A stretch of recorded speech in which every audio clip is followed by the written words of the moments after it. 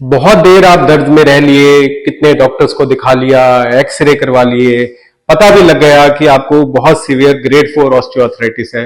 आपने non surgical management भी कर ली, दवाइयां खा ली, पेन किलर खाते रहे, फिजियोथेरेपी करा ली, इंजेक्शन तक लगवा के देख लिए, और फिर भी आपकी पेन जो है वो आपकी क्वालिटी ऑफ लाइफ को बुरी तरह से बर्बाद कर चुकी है।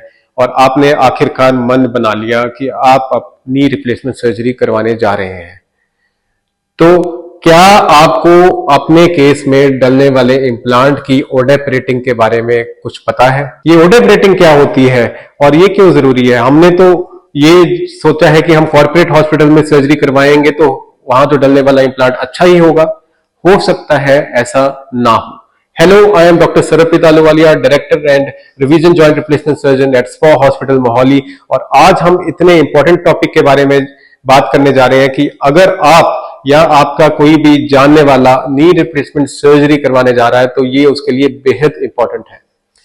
आपको ये जान लेना बहुत जरूरी है कि आपके केस में डलने वाला इम्प्लांट कौन से ब्रांड का है, क्या वो इंटरनेशनल ब्रांड है, उसकी कौन सी वैरायटी है, क्या वो सीआर है, पीएस इम्प्लांट है, क्या उसका सक्सेस और फेलियर रेट है, उसकी आखिर ओडेप रेटिंग क्या है।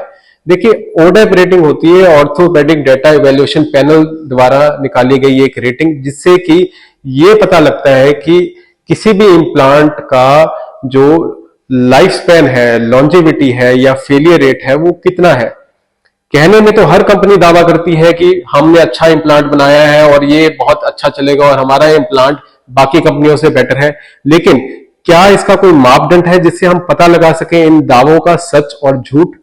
क्या कुछ ऐसा है कि हम पता कर सकें कि चाहे हर कंपनी दावा करती है लेकिन हमें कैसे पता लगे कि जो अच्छा इम्प्लांट है वो कौन सा है?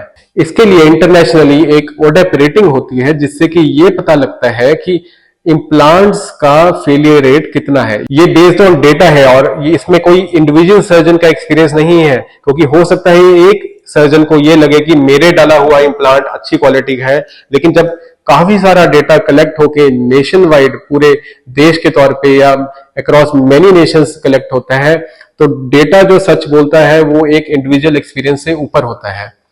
तो ओडेप रेटिंग में हमें ये पता लगता है कि जो आपके केस में डलने वाला इम्प्लांट है उसका फेलियर रेट कितना है। अच्छे इम्प्लांट्स उनको माना जाता है जिनकी ओडेप रेटिंग 7 या 10 स्टार से अबव हो।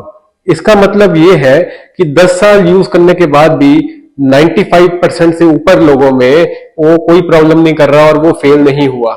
जबकि इंफीरियर क्वालिटी के इम्प्लांट्स वो होते हैं जिनके बारे में हमें या तो कुछ पता ही नहीं है उनका सक्सेस और फेलियर रेट क्या है, या फिर उनकी ओडेप रेटिंग बहुत हाई हो, यानी कि उनका फेलियर रेट जो है वो 5% से ज्यादा हो। तो हमें अपने सर्जन से ये डिस्कशन करने में कोई भी झिझक, कोई भी हिचकिचाहट नहीं होनी चाहिए कि आपके केस में डलने वाला इम्प्लांट जो आपके सर्जन डालना चाह रहे हैं वो कौन से ब्रांड का है और उसकी ओडेप रेटिंग क्या है। बिकॉज अल्टीमेटली आपको उसी इम्प्लांट के सहारे अपनी बाकी जिंदगी बितानी है। तो सिर्फ हॉस्पिटल की चकाचौंध लाइट्स और बिल्डिंग और ब्रांड नेम पे मत जाइए, अपने सर्जन को चुनिए, आपके केस में डलने वाले इम्प्लांट को चुनिए। Thank you.